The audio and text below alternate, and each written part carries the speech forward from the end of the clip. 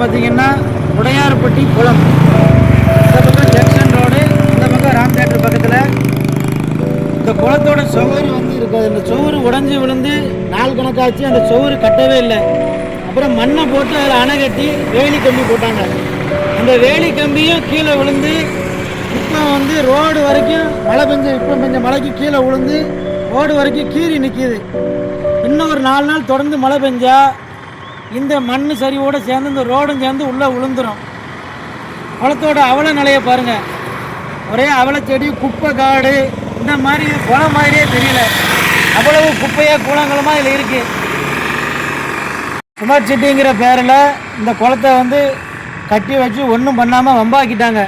அதை கட்டி ஒரு லைட்டை போட்டிருந்தாங்கன்னா இன்றைக்கி ஸ்மார்ட் சிட்டி இருந்த இடத்துல நல்லா இருந்திருக்கும். இப்போ பாருங்கள், பேரிக்கேடை வச்சு அடைச்சி வச்சுருக்குறாங்க. இன்னும் 4 நாள் மழை பெஞ்சால் அந்த ரோடு தாங்குமான்னு தெரியாது. அந்த அளவுக்கு இந்த ரோட்டோட நிலைமை இருக்குது. இதை மாநகராட்சி அதிகாரிகளும் தமிழக அரசு விரைவில் இதை தக்க நடவடிக்கை எடுக்கணும்னு கேட்டுக்கொள்கிறேன்.